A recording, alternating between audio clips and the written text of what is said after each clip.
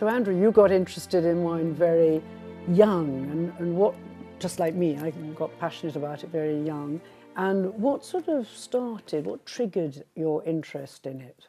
Well, my aunt and uncle, who were very close to me, my aunt was an actress, and she was the sort of glamorous part of the family for me, but she had quite a collection with her husband of Italian wine. So funnily enough, it was sort of through Barolos and things that I discovered wine far too young, when I was about sort of 9 or 10, I have to admit. And they had what was, for me, a sort of really glamorous place in sort of off Harley Street somewhere, and they had quite a nice little cellar. So my first real knowledge of any kind of decent wine was via them and via Italian. That's very interesting, because later on you became absolutely mad about and passionate about French wines. That was well, yes, but my aunt let me have all her wine books. But of course, they were really basically about France. And because I love architecture and art are really my other great passion, other than music, obviously, but architecture particularly, it was a slight sort of, but not a very big but was a hop and a skip, to Burgundy.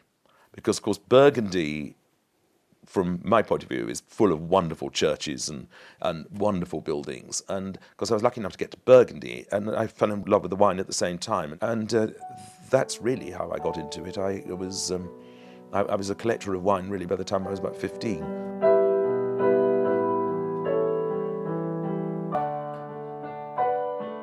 Did you ever find, when you were playing around on the piano and starting to compose, did you ever find a glass of wine helped in the process? Probably not then, but most definitely in more recent years. Yes? Definitely does. But I guess I was very lucky, Serena, because I hit the 1961 Claret vintage. So when I was sort of about 16, 17, I got a chance to taste quite a few then. I remember the first time distinctly when I tasted Chateau Parma 1961, and I must have been 16 then. That's one of those landmarks. I mean, all of us have landmark vintages, landmark moments. And I don't think I truthfully really knew about Chateau Parma. One obviously knew the famous names, but I didn't know that one. But I remember thinking, my goodness, if this is what it's like now, what is it going to be like in 2000? I don't know that I got as far as 2010, but it's still drinking beautifully. I just find this vintage very interesting because the best of it is really good news. Lovely floral nose, sort of. Look, Lucy, the colour it's very pale. It is pale, which is a good sign, actually. Yeah. That's the wonderful thing about wine. It is almost like architecture or art.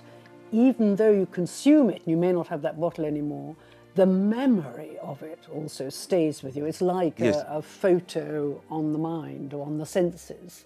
It is extraordinary. So do you think that there is a connection both with music and with art? I mean, certainly I've found that many, many wine lovers also really love art. I think that is a very big crossover. And yes, it is. It's been a crossover for you. It's very, very much the case, isn't it? I mean, most of the wine collectors who I know also very, very interested in everything visual. Yes. I mean, so art in the widest sense.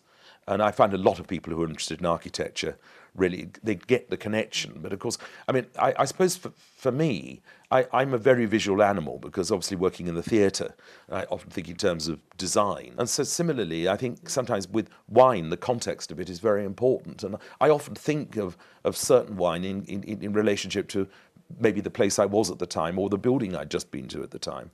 There's a big connection. I mean, you do associate it, the smell of it, the taste of it, with where you experienced it. Sometimes you remember the company that you were with, but it's mostly the context. That's where you remember.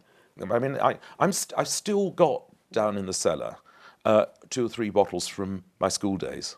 That's unbelievable. Which is, I think I've drunk all mine from my school days. No.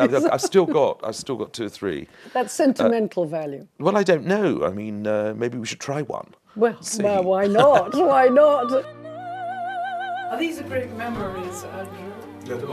Old cases. Old cases. These are old friends. Exactly.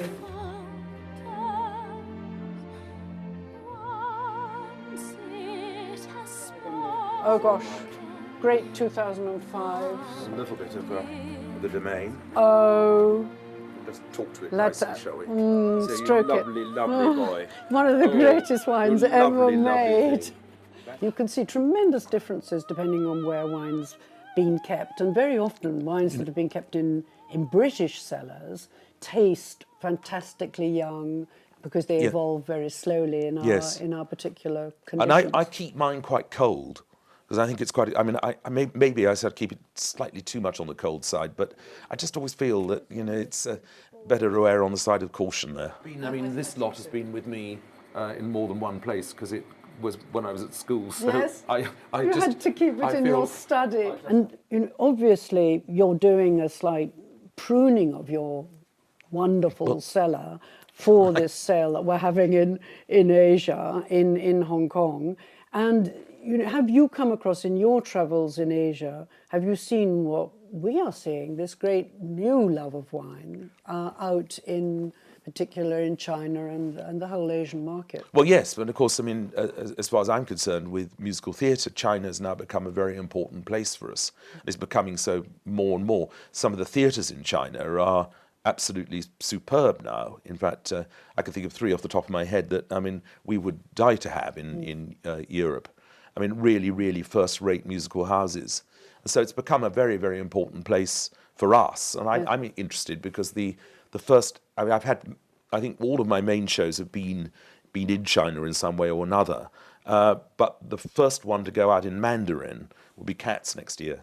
Thank you very much, Andrew, for telling us about your enormous love of wine, your enthusiasm for wine, which comes over so strongly. And maybe one day you'd actually write a musical about wine? Well, you never know, do you? Never know. Thank you anyway, Serena.